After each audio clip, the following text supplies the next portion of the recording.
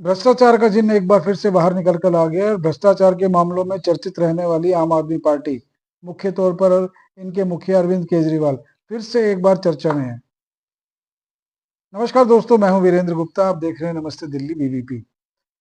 देखिए, इस समय चर्चा हो रही है आम आदमी पार्टी। हालांकि आम आदमी पार्टी पिछले एक साल से सुर्खियों से बाहर थी, क्योंकि जब से दिल्ली के चुनाव हुए हैं और उसके बाद जो आम आदमी पार्टी की पराजय हुई है दिल्ली में, उसके बाद ऐसा लगता है कि अरविंद केजरीवाल और उनकी टीम के सभी सदस्य अज्ञातवास में चले गए हैं। मुख्यतः इनका फोकस अब लगता है कि पंजाब में हो गया, क्योंकि अपनी पूरी टीम को लेकर अपने लाव लश्कर के साथ अरविंद केजरीवाल जी इस समय पंजाब में डेरा डाले हुए हैं। और इनके जितने भी सिपा सालार हैं, जितने भी इनके मंत्री, पूर्व मंत्री रहे हैं, वो इस समय पंजाब की राजनीति को चलाने में लगे हुए हैं। लेकिन अचानक से, इतनी शांति के बाद, अचानक से ईडी ने लगभग 13 ठिकानों पर आम आदमी पार्टी के छापा मारा।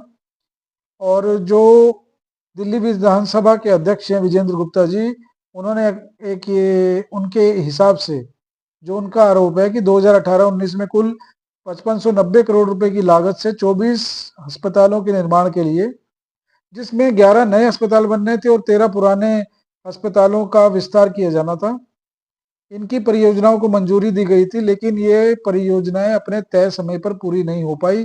इसका परिणाम ये हुआ कि जो लागत थी वो बढ़ती चली गई। हालांकि आरोप ये लगाया जा रहा है कि आम आदमी पार्टी के जो नेता थे, मंत्री थे, उन्होंने मिलीभगत करके डिले किया प्रोग्राम। इस जो ये अस्पतालों का निर्माण होना था, इसको डिले किया ताकि इसकी लागत बढ़ जाए और वो उसका फायदा उठा पाए। अब देखिए, मामला तो इतना सरल है नहीं जितना दिखाई दे रहा है। लेकिन जो बीजेपी इन पे आरोप लगा रही है, बहुत ही गंभीर आरोप लगा रही है। विशेष तौर से जो इनके मंत्री हैं मनजिंदर सिरसा जी, वो ये आरोप लगा रहे हैं कि जो लूट का माल है, अब इन्हें लूटना, अब इनकी जो लूट का माल है वो इन्हें वापस करना पड़ेगा। अब लूट के माल की लूट होने वाली है। अब उनका मतलब ये है कि जो भी भ्रष्टाचार हुआ है उसका सारा पैसा इनको लौटाना पड़ेगा। देखिए, आरोप मैंने जैसे कि बताया गंभीर है। और जो ईडी की इस समय जो कार्रवाई हुई है, प्रवर्तन निदेशालय ने कोई छोटी मोटी कार्रवाई नहीं की है, कोई घंटे 2 घंटे की कार्रवाई नहीं की है। सुबह तड़के जो है इसमें छापा मारा गया, सुबह सुबह। और बताया जा रहा है कि लगभग 20 घंटे तक ये कार्रवाई चली है। लेकिन आम आदमी पार्टी भी इसमें देखिए निकल कर आई है अपने बचाव में। और उनका ये कहना है कि देखिए, जबकि ये घटना बताई जा रही है 18-19 की, उस समय तो जो सौरभ भारद्वाज थे वो तो मंत्री ही नहीं थे। लेकिन कहना क्या चाहते हैं, देखिए सोचने की बात है, कहना क्या चाहते हैं। मंत्री नहीं थे, हालांकि वो घोटाले से इनकार नहीं कर रहे हैं। जो कथित ये घोटाला बताया जा रहा है उससे इनकार नहीं कर रहे हैं। लेकिन उनका ये कहना है कि सौरभ भारद्वाज इसमें शामिल नहीं हो सकते, क्योंकि उस समय वो मंत्री नहीं थे। तो क्या ये माना जाए कि घोटाला या भ्रष्टाचार हुआ हो सकता है? देखिए, आम आदमी पार्टी, जैसे कि आप जानते हैं कि शुरू से अपने आप को कट्टर ईमानदार कहती चली आ रही है। लेकिन कट्टर ईमानदारी के ऊपर संदेह, शक पैदा तब होता है कि जब बेइंतहा मुकदमे इनके ऊपर चलते चले जा रहे हैं। आरोप इतने हैं कि जिनकी पूरी एक फाइल बन जाए, एक मोटी किताब बन जाए। जगह जगह, जैसे आप जानते हैं कि जो सीएजी की रिपोर्ट है, हालांकि पूरी फाइलें अभी पेश नहीं हुई हैं सदन में, लेकिन जितनी जितनी एक एक करके जो इनके भ्रष्टाचार के आरोपों की फाइलें खुलती जा रही हैं, संदेह गहराता जा रहा है हर मामले में। और अस्पतालों के निर्माण का मामला तो अभी खुला है, इसकी तो अभी शुरुआत हुई है। हालांकि कहने वाले ये भी कह रहे थे कि पीछे जब अरविंद केजरीवाल जी के पास पूरा लाव लश्कर था वकीलों का, उस समय इनके ऊपर रोज कोई ना कोई मामले की सुनवाई चला करती थी। लेकिन जब से ये साधनहीन हुए हैं, साधनहीन होने का मतलब है कि ये किसी बड़े सदन के इस समय सदस्य नहीं है, विधायक भी नहीं है। और जाहिर सी बात है, जब इनके पास कोई पद ही नहीं है तो इनके पास जो जाने माने वकील है उनकी सेवाएं मिलेंगी कैसे? तो इस समय एक गंभीर प्रश्न है कि इन पे कार्रवाई हो क्यों नहीं रही, इनकी सुनवाई क्यों नहीं हो रही अदालतों में। तो बीजेपी पे भी देखिए थोड़े से आरोप लग रहे थे कि आपने इन्हें ढील दी हुई है, तो कहीं आपकी आपस की कोई साठगांठ तो नहीं है। चलिए हम बात करते हैं कि इनके ऊपर आरोप क्या लगे हैं। देखिए, विजेंद्र गुप्ता जी ने अपनी शिकायत में कहा था कि सितंबर 2021 में 6 महीने में बनने वाले 7 आईसीयू हॉस्पिटल, मतलब जो 6,800 बेड के हॉस्पिटल बनने थे उसमें 1125 करोड़ की लागत से मंजूर कर हुए थे, लेकिन उसमें जून 2025 तक केवल 50% काम ही पूरा हुआ और खर्च 800 करोड़ तक पहुंच गया।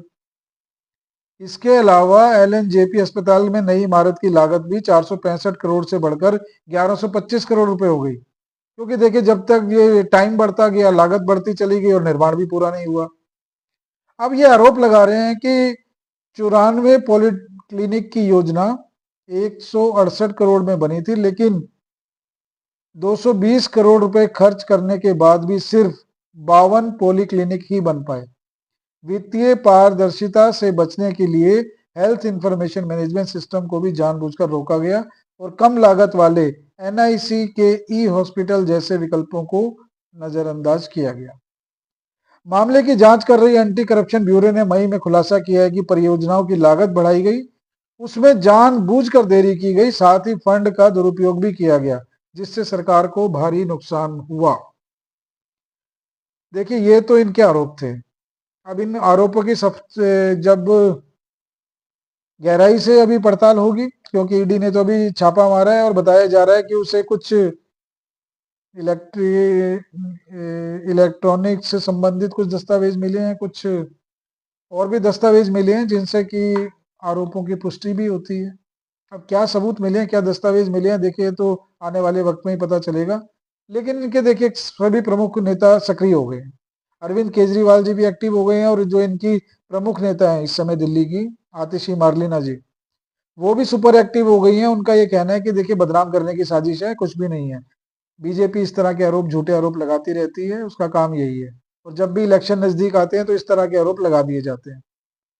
लेकिन दोस्तों सोचने की बात यह है कि अगर आम आदमी पार्टी कट्टर ईमानदार है तो जो वो जनता के बीच सफाई देती है तो अदालतों में जाकर अपने सबूत क्यों नहीं पेश करती? क्योंकि बीजेपी तो यही कहती है ना कि जब आपने कुछ किया ही नहीं है तो डरने की जरूरत क्या है, जाइए और अपनी सफाई पेश कीजिए और बरी हो जाइए। तो सवाल यही उठता है कि जनता की अदालत में जाने की बजाय अगर वो सुप्रीम कोर्ट में, हाई कोर्ट में अपनी सफाई पेश करे तो क्या मजाल है कि सुप्रीम कोर्ट या हाई कोर्ट बेवजह ही उन्हें परेशान करे। देखिए अभी तो इस मामले की शुरुआत हुई है, ये मामला आगे चलकर क्या रंग लेता है ये तो आने वाला वक्त ही बताएगा। फिलहाल आपकी क्या राय है इस मामले में? अपनी राय हमें कमेंट्स के माध्यम से दीजिए। चैनल के कंटेंट अगर आपको पसंद आते हैं तो प्लीज लाइक कर लीजिए, सब्सक्राइब कर लीजिए। फिर मिलेंगे किसी नए मुद्दे पर, तब तक के लिए नमस्कार।